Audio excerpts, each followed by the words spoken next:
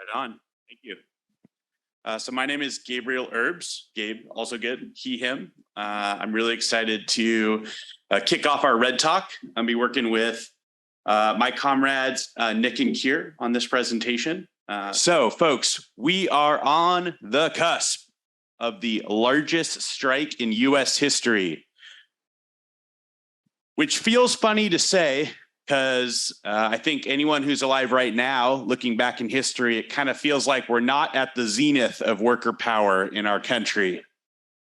And yet, because of the work of our forebears and ancestors, like I said, we are right on the verge of over 350,000 Teamsters who work at UPS hitting the bricks when their contract expires at the end of July, if the bosses don't pay up, which is exciting for socialists because it presents an historic opportunity, as Jesse said, to promote our gospel and constitute a militant, politicized working class.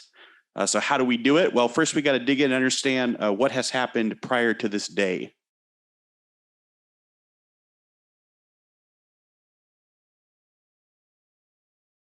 So logistics is a key sector for socialists. It's kind of a buzzword right now. We read an interesting book an article recently, which kind of made the case that every single company is a logistics company at this point. Even in a world dominated by the World Wide Web, right on, companies require people to move things. And if we are the people, it means we have real control over our economy and therefore over our society, which is pretty exciting. Digging in on the numbers. So like I said, the largest private sector logistics company is UPS, overall just behind the US Postal Service. And that's 20 million packages per day. That's all your little treats and trinkets, but it's also the major mover for commercial enterprises, big companies, small companies, all depend on Teamsters moving goods via UPS. And that means the US economy cannot function without Teamsters that do this work. Just to put it in context, estimates around 6% of our country's global domestic product run through the worn hands of Teamster members via UPS. So the scale of this is huge.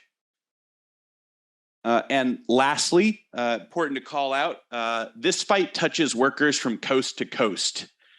So UPS Teamsters live in rural communities, in big cities. They live in red states. They live in blue states.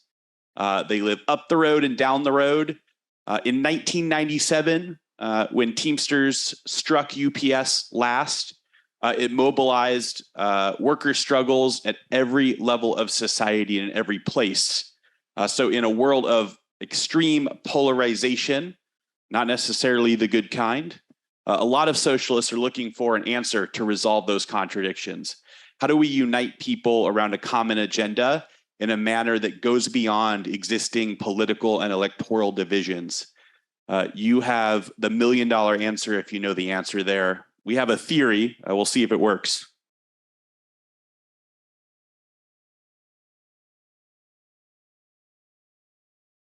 Neither the mob nor the feds, but the members. Raise your hand if you know that the Teamsters Union, my union, has been infiltrated in the past by the Mafia. That's right. Important to call out maybe quickly why that is the case. Every institution in our society recognizes power, which is the ability to accomplish something. That includes the Mafia, the state, the bosses, and us, members of the working class.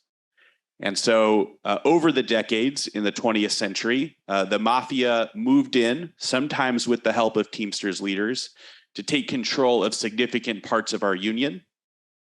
Coincided with a time when standards were as high as they will ever be. And so there was somewhat of an accommodation.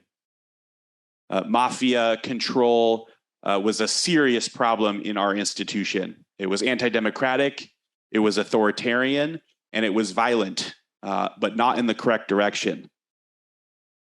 So in the 1970s, a reform organization of militant, democratically oriented Teamsters, originating largely within the socialist section of our union, launched Teamsters for a Democratic Union, an organization which still wages the fight in our union. Raise your hand if you are a TDU member. Phenomenal. So faced with mob corruption in our union, some Teamsters called for the federal government to get involved. They believed that the US state could be a fair arbiter between capital and the working class, and that they could clean up our union from mob influence. Others in our union had a different view. TDU promoted control of our union by the members, neither the mob nor the Fed. And the Mafia and their supporters in our union did not go quietly. Talking about cars getting blown up in driveways, people getting assaulted at company gates, threatening letters, lots of violence. Again, because institutions in our society recognize power when they see it and they want it. Many decades of struggle later, in 1991, TDU won a critical reform to democratize our union, and that was one person, one vote. Now, you might think that most national unions elect their officers by one person, one vote, but you would be wrong.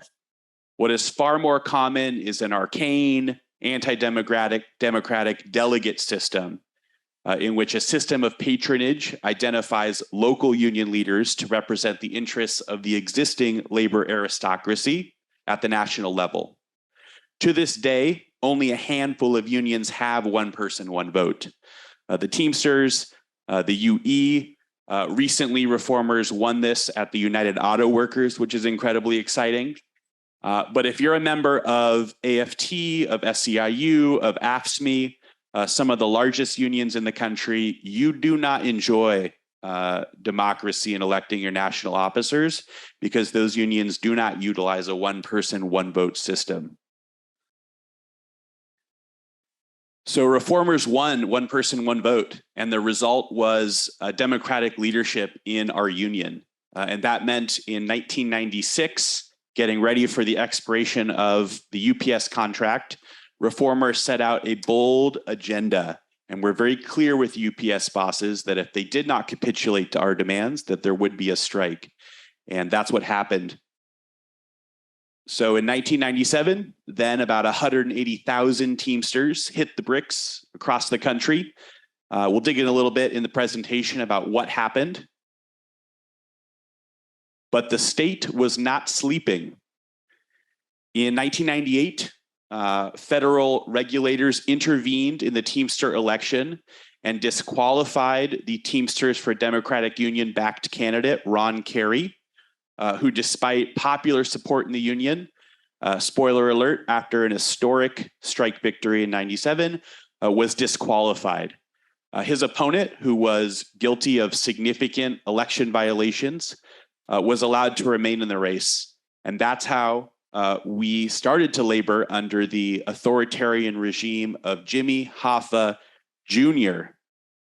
All the anti-democracy of his father, but none of the high standards and militancy.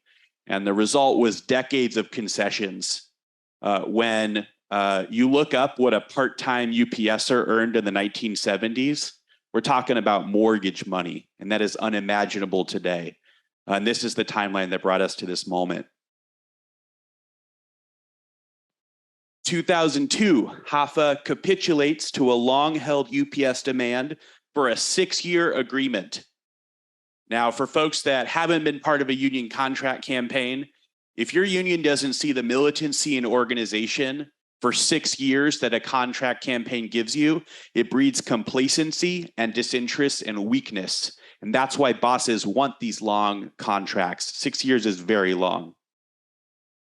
2007, 11 months before expiration, 11 months before the contract expired, HOPA agreed to a contract letting UPS back out of the Central States Pension Fund, destroying retirement for tens of thousands of workers. And on and on and on with these concessions.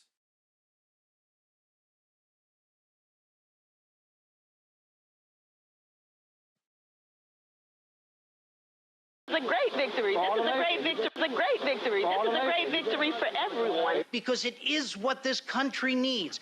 Decent jobs, a chance for the dream, a chance to purchase a home, to bring your children up properly, be able to send them to college. Enough is enough, and it's about time that people start fighting back on this, and you have seen what has taken place. Incredible vibes of this video. Buckle up.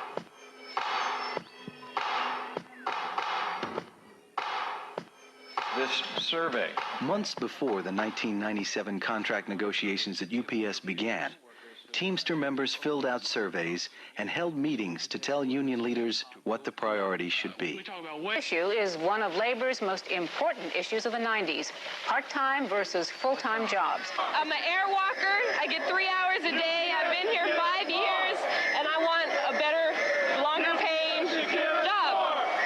I need it. As unions are coming back, people are getting fed up with corporate America taking away benefits, reducing jobs to part-time jobs. It's time to put a stop to it. With a few weeks to go before the contract expired, UPS was demanding major concessions.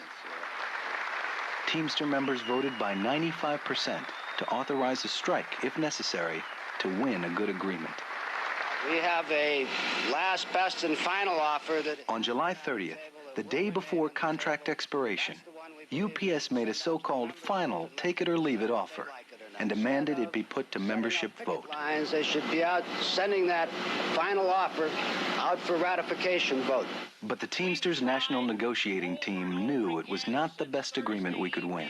Last, best, and final offer. The company was demanding to shift more full-time package car and feeder drivers' work to low-wage part-time positions. Last, best, and final offer. Create only 200 new full-time jobs per year. Last, best, and final offer. Provide lower wage increases than the past contract. Last, best, and final offer. Let UPS control workers' retirement money. Last, best, and final offer. And increase subcontracting. A position to move it more in the direction, expand even more part-time, low-wage, throwaway jobs.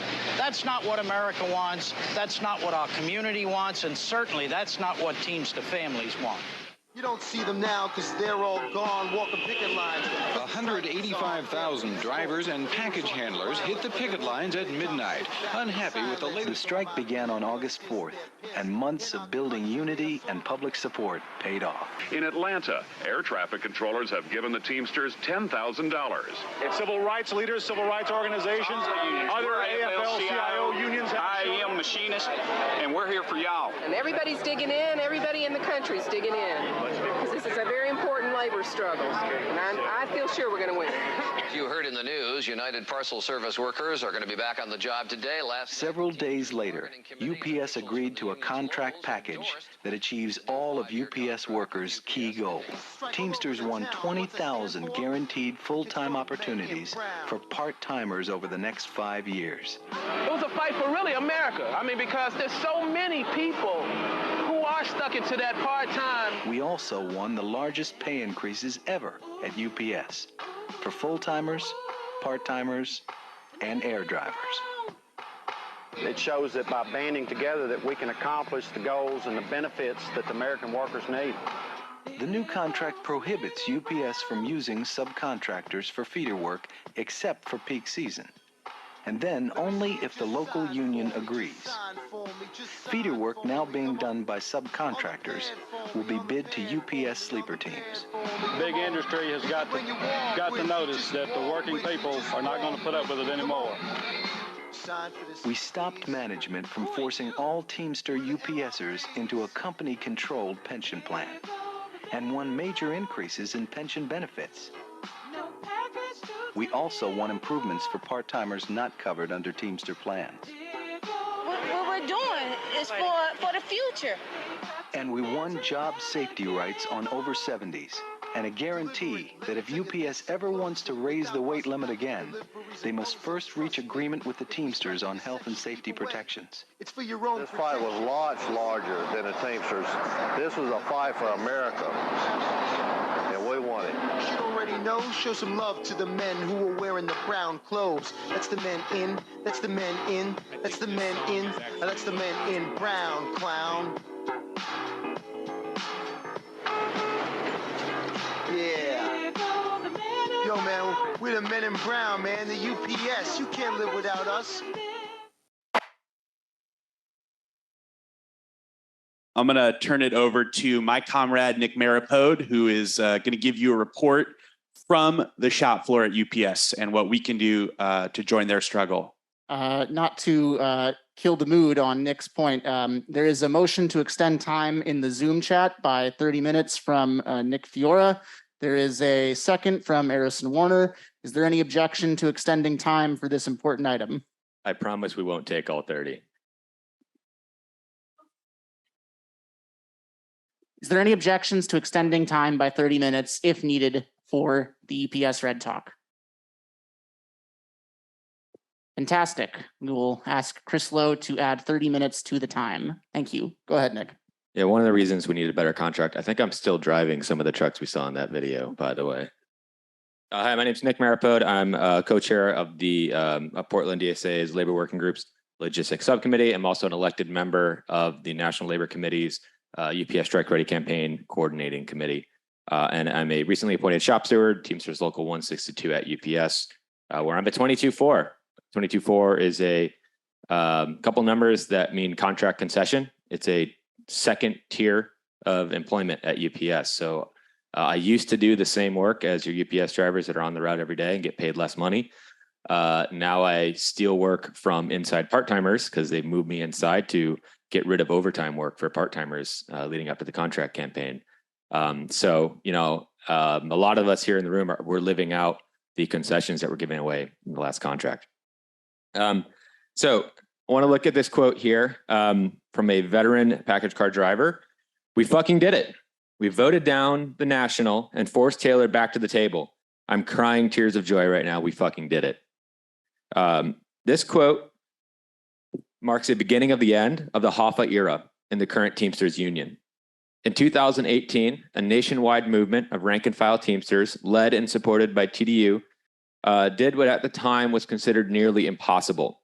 Voted down a tentative agreement being promoted by IBT leadership. However, after that was voted down, the leadership was able to use an arcane mechanism called the 2/3 rule to force the contract through against the democratic will of the membership. So the energy coming out of this statement shared by a majority of members who voted right, just completely thrown away by the previous administration. If you notice that the quote, in this quote, the driver does not reference O'Brien, but Taylor. That's because Sean O'Brien, who had been heading negotiations, was fired from his position after criticizing the contract. After the contract was implemented, a new coalition was born. Teamsters United, also known as Oz, because the top of the ticket was O'Brien alongside longtime TDU member and leader from Louisville, Fred Zuckerman. This campaign represented an at times uneasy alliance between disaffected former Hoffa loyalists and longtime union reformers in and outside of TDU. Campaign focused on the need to right the wrongs of the previous contract with some very tough talk about open confrontation with the employer and focusing on the threat of a potential strike. The question now that TU or Oz has won in a 2-1 landslide last year is, will they be able to deliver on the campaign promises? Many Teamsters across the country that I've spoken to personally have told me the same thing. And that's, I love what O'Brien says. I'm waiting for him to break my heart. He hasn't done it yet.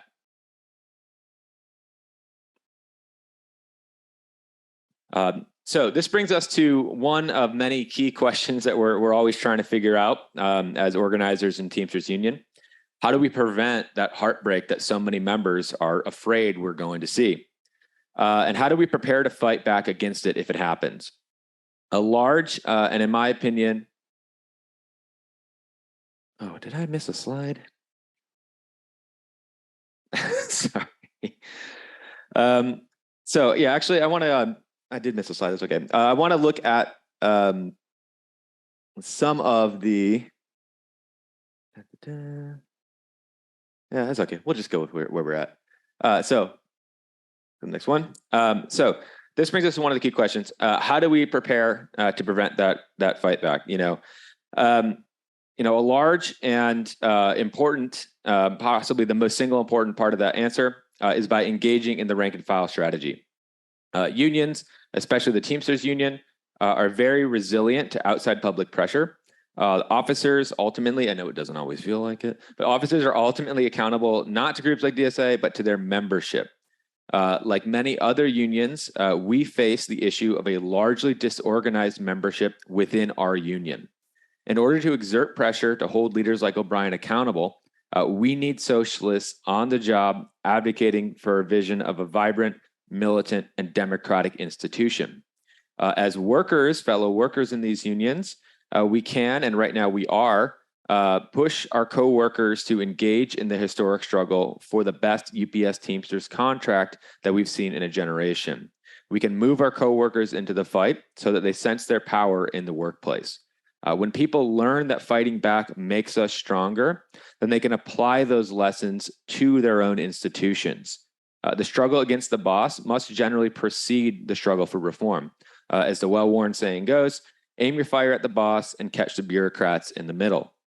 Some of our Miletus comrades I know are experiencing that right now. A heroic organizing drive at Miletus Beverage by DSA members of Local 162 has mobilized parts of their workforce that have never been mobilized in living memory, and put the leadership of our union in an extremely difficult position, caught between militant rise in action and a recalcitrant employer. I mean, you all are really showing us what it means to do that right now, and I encourage people to watch that struggle carefully.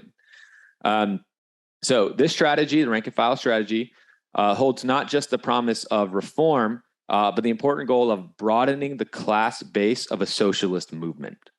The only times when socialists have wielded real power in our society is when we were deeply rooted in the trade union movement, speaking to workers at the point of conflict between themselves and the capitalist class. By fighting alongside our coworkers, we can share our materialist analysis of where social conflict is rooted, combat racist, sexist, and homophobic ideas on the basis of shared class interest, and build an institutional reflex towards solidarity with workers across workplaces and unions. This is an activity of class construction. When Marx wrote about the working class, he wrote of it not as a mass of workers who share the same concerns, but as a mass of workers who are aware that they share those concerns and interests. The rank and file strategy admits that in our country, we have precious little of that awareness at our current moment, and that the only realistic path towards a socialist society is with our bare hands to build that class through struggle, one strike, one election at a time. We fight, we win, we fight again, and we build our power in doing so.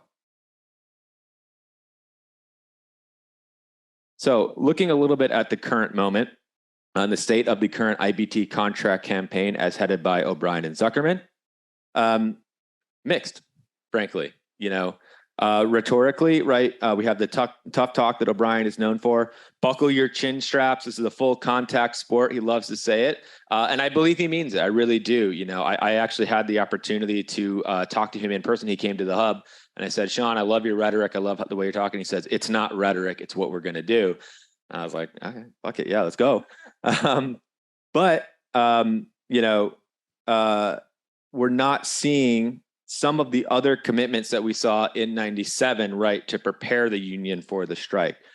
It's great that he's publicly saying to the membership that, okay, August or July 31st, no contract, that's it. We're out the door midnight, August 1st. That's great to tell that to the membership, but we're not seeing the community organizing that we need to see to spread that message to the broader public. We're not seeing right now broad mobilization of union allies. Everybody loves Teamsters, man. Every time I go to a picket line wearing a Teamster hat, Teamster shirt, they want to come and talk to me. They want to thank me. They want to thank the other Teamsters there for showing solidarity. But there hasn't been this outreach coming from the international yet that we've seen. Some promising things, but not at the level we need.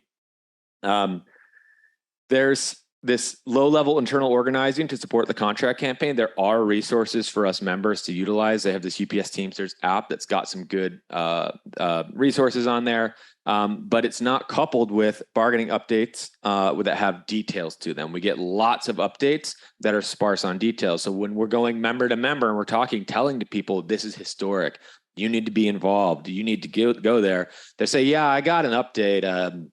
I don't know. It's hard to say.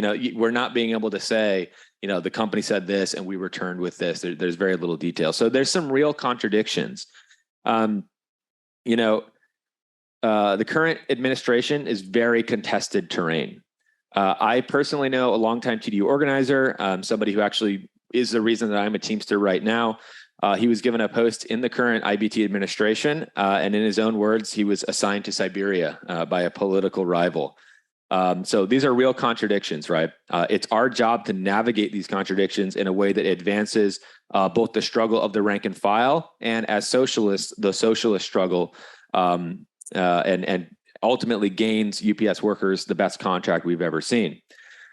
So what can we do, right? We know there's contradictions. We know things are tough. We know that the gains are contingent. There's steps that we can take as a local organization. For one, we just had a very successful fundraiser here in Portland, thanks to the efforts of so many of our Portland DSA members and Portland DSA Teamsters. Western Region IBT Vice President and Head of Negotiations for a significant part of the country, Mark Davidson, who's the president of our union, was present. Mark Davidson made very clear multiple times, I'm no socialist, but he was there while militants and leaders from unions like ONA, thank you, Gabe, BCTGM, LIUNA, teachers unions, thank you so much, Laura, said things like, I think my favorite comment that I heard was a BCTGM member who said, the rallies that you put on for us every Saturday were like our church. Right. Members from these unions thanking us for supporting them. And so our president of our union got to hear that. So there's going to be more that we can do. And to talk about that, I'd like to hand it over to our co-chair and my comrade and union sibling, Keir.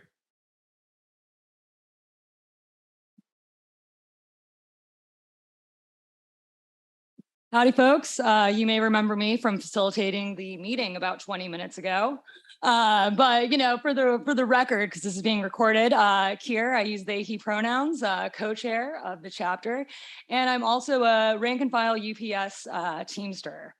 So, you've heard some of the history of the Teamsters in UPS. You've got the lowdown on the current situation.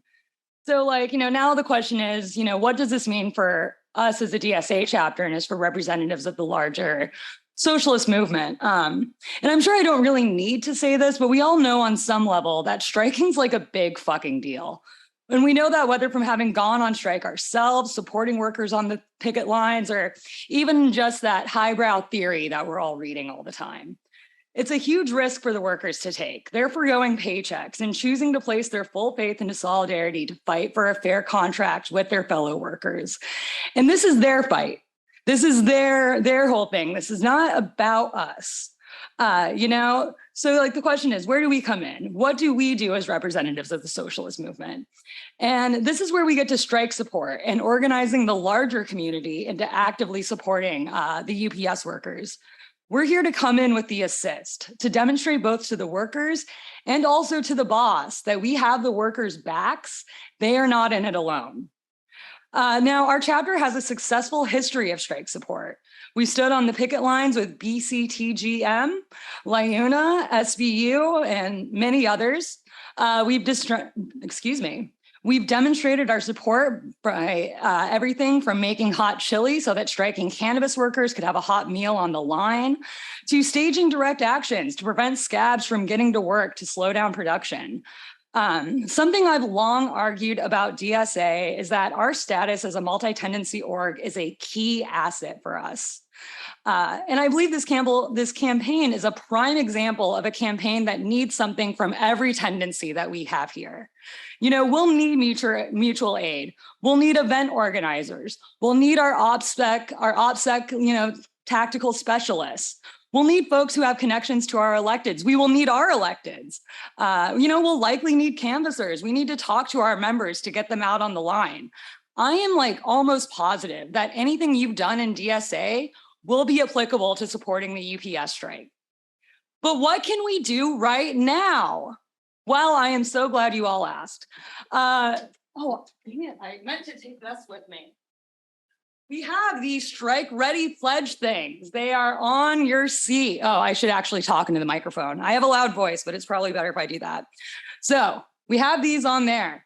Take a second, fill it out. Hopefully you have a pen. If you're a good socialist, I'm sure you do. I didn't bring a pen, but I'm sure you guys all did. Fill this out.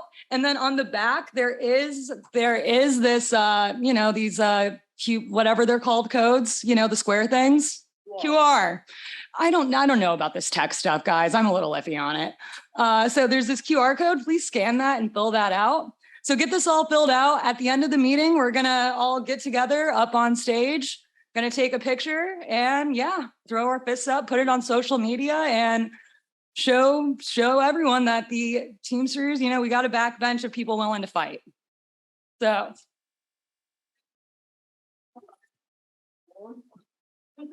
We have one pen and we will all share it.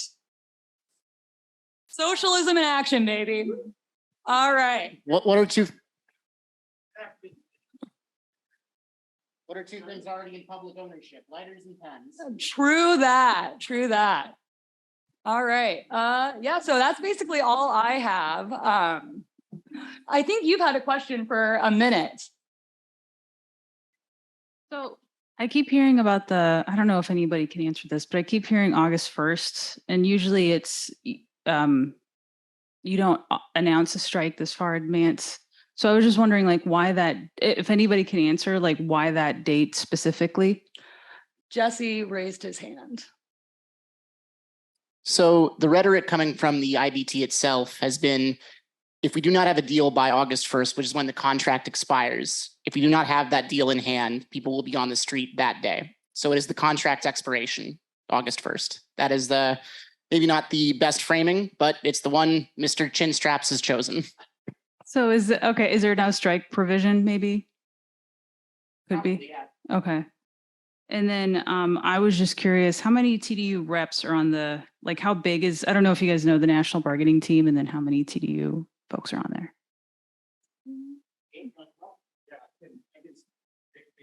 Fill in the numbers on the TDU reps.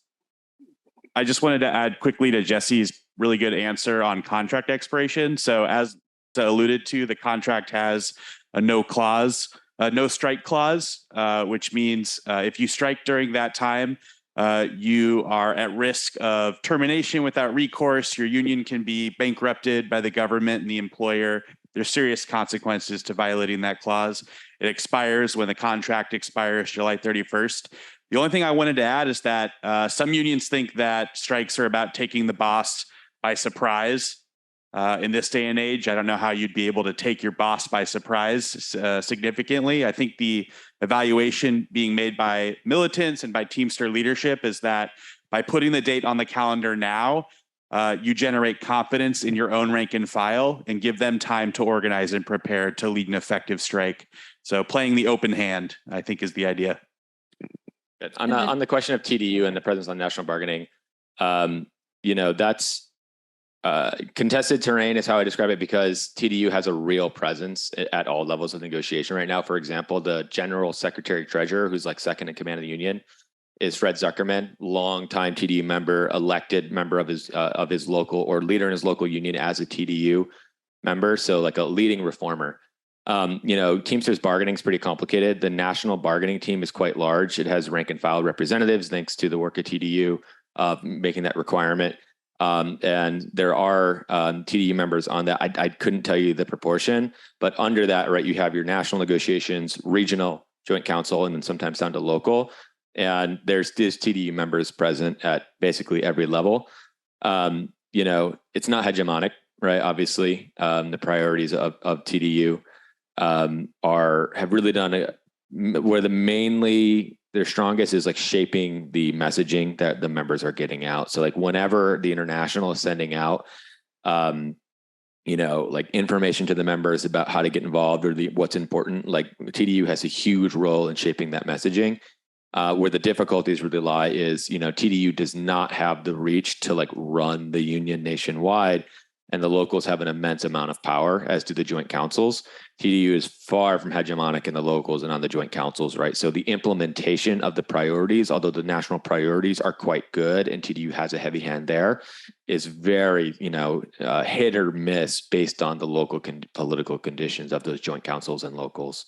So if that helps. But like, how many people, do you know how many people are on the bargaining team at the national level? I honestly don't even know how big the national bargaining team is. It's at least a dozen or two. Yeah. Okay. It's quite large. Okay, that might be something good for DSA to know, is in case the proportionately reformist presence on the bargaining team might accept a contract that might need to be voted down by members.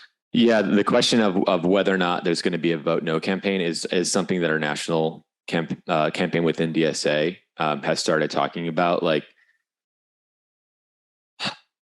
God, I hope we get a good initial TA, because it will be complicated. Yeah, but we do have, TDU has red lines that if the contract does not deliver, TDU will run a vote no campaign. DSA as an organization, like we don't have the reach, nor are we really like strategically positioned at this particular point to run an independent vote no campaign. Now, most DSA members who are in the Teamsters are TDU members, but it is important for us to maintain a layer of institutional separation. The internal Teamster politics between certain locals can be really hostile to TDU. They might actually not be that hostile to DSA if DSA does good work of getting in there to do local support campaigns. So, I think really the position the local or the national DSA for UPS worker campaign has taken is we support the workers in their decisions, their struggles, their conflicts. It's not our place to run an independent opinion campaign right on the contract. We're really going to have to leave it up to the institutional organization of Teamster members, right, to take up that struggle. But that said, we're all pretty clear with our coworkers, here's a red line. If we don't deliver this, I'm going to tell you and everybody I know to vote no on this campaign. So thank you. Really good questions. Thank you. Go for it, Chris. Hi, Chris Lowe, he, him. I was wondering if you could talk a little about, you had alluded, I think, earlier to sort of, and maybe Gabe as well, to sort of knock-on effects for, working class consciousness. I was involved with the Labor Party in the Boston area in the mid-90s when the last UPS strike happened, and it had a huge effect, on morale, on I think that it boosted like Teamster or efforts to organize with some of the other package delivery services. So is there an analysis of ways that the crisis of the strike can be used to advance both sort of specifically Teamster organizing in other logistics areas, but also, it seems like it might help Amazon workers who are very much logistics workers to see what's going on, just for example, or what possibilities might be. Yeah. You get the question. Yeah, I would say that actually you've basically hit spot on what the analysis of the current administration of the IBT is. And that is, we don't get Amazon organizing. We don't get FedEx organizing. We don't get a lot of new organizing without securing wins for UPS workers.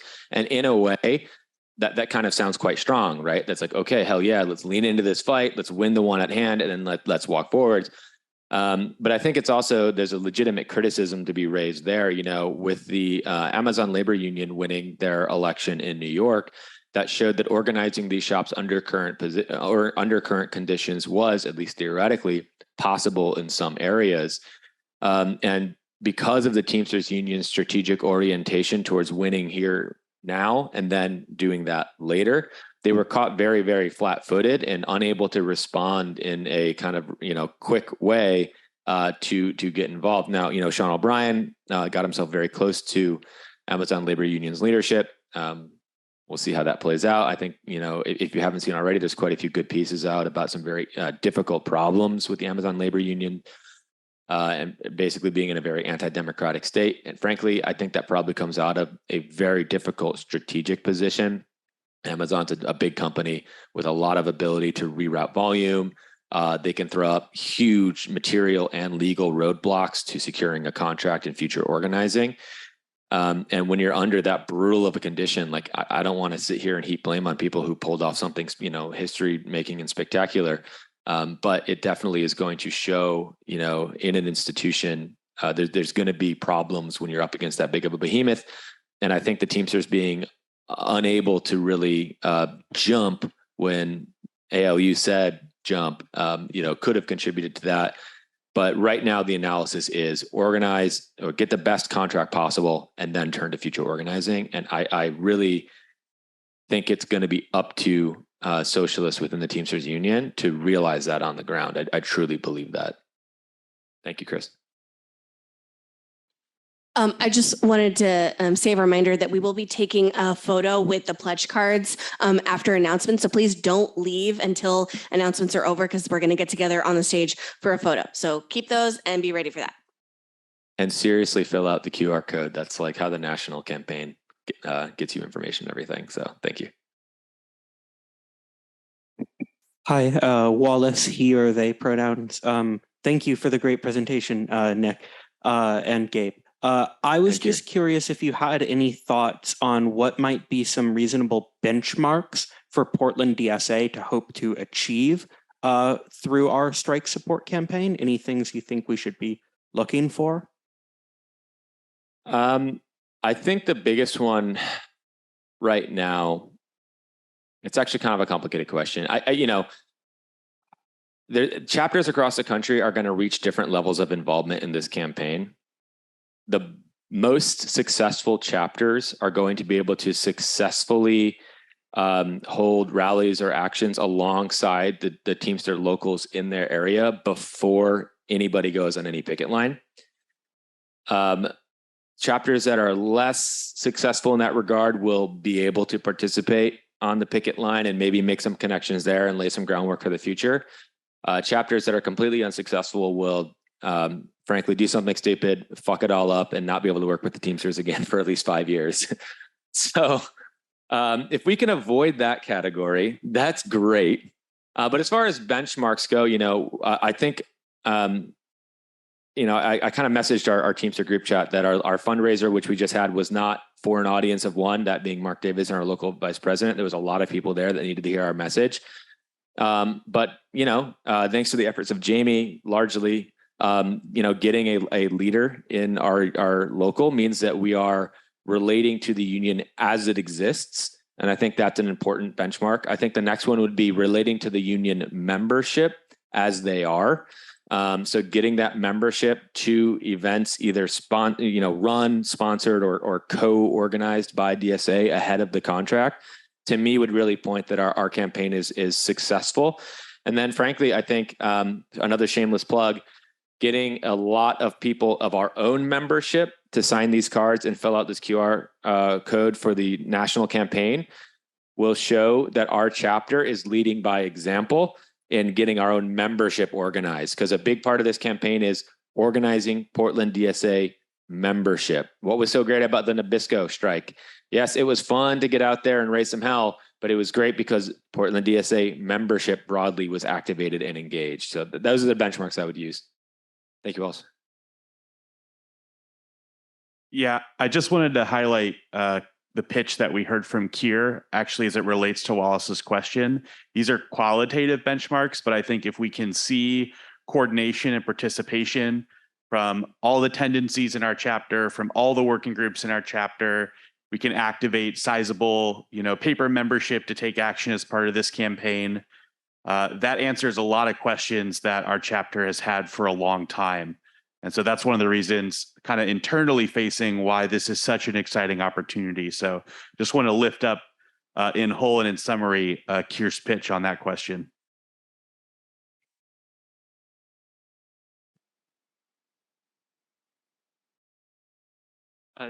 Thank you, comrades, for this great presentation and your work in DSA and the union. Is there any concerns that Congress might intervene like they did with the railroad workers? I know that the laws are different, but are we seeing any concerns coming up about that? There's been concerns.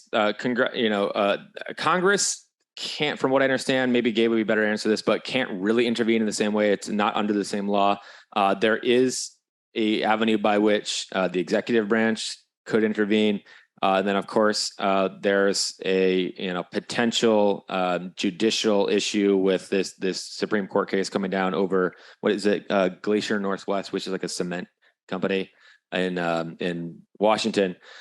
I would say at the international level, we've seen the IBT, meeting with the Biden administration, trying to lay some groundwork there.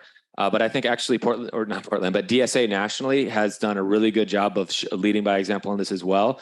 We all saw with Railgate, DSA, Congress members, frankly, in my opinion, making a bad strategic decision to vote against that. We have, as part of our national campaign, commitments from, I believe it's almost up to 100 now, elected officials at all levels of government, federal, state, and municipal, who've pledged to support UPS workers and respect our decision-making process and respect our struggle. So as socialists, it's very important that we use what state power we do have to try to head that off.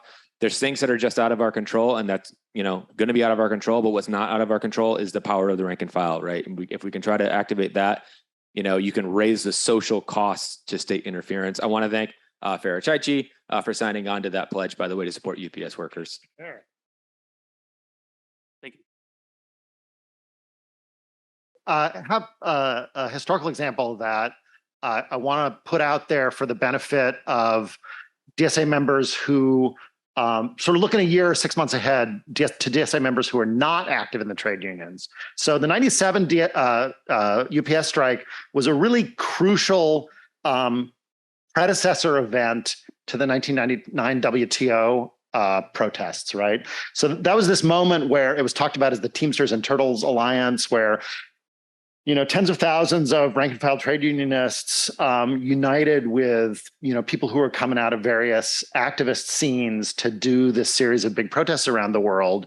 That wouldn't have happened without the antecedent event of the 97 UPS strike.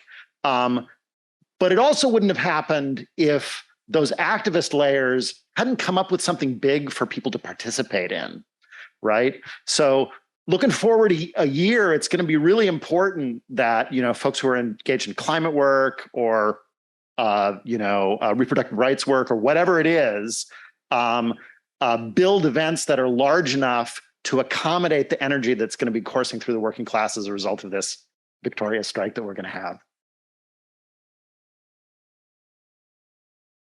And I think I was in rollerblades in that at that time. So I appreciate the historical perspective, not to age you unnecessarily, but I just did it. So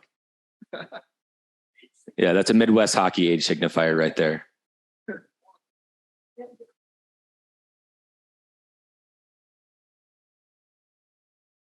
So at my own job, we sometimes get UPS members delivering packages and the like. Do you recommend speaking to them about the strike or the union? And if so, what tips do you have? Say, hey, you. Are you strike ready? No, seriously, say, hey, I heard you guys have a contract coming up. Hey, good luck, or how are you feeling? Or what do you think is going to happen? Just show them that you care, that because UPS workers are not in the union generally are not like UPS workers in DSA. UPS workers in DSA, you guys are fucking awesome to us in this organization. You care about us. You talk about us all the goddamn time. You tell us you're going to be there for us. Our futures are tied up. This is my career, our futures are tied up in the struggle, and being part of an organization that cares this much. I mean, it means the world to me. Most UPS workers, they do not have that. Their coworkers care sometimes a lot, sometimes a little, but having community members say, hey, I know about this and it's important and I care about you and what happens to you. That means a lot to people who just go to a job every fucking day where nobody cares if you live or die and your boss tells you you're a piece of shit and is trying to steal your overtime. Having somebody say, I know what you're going through and I care about you. Yes, that's helpful. Please do that.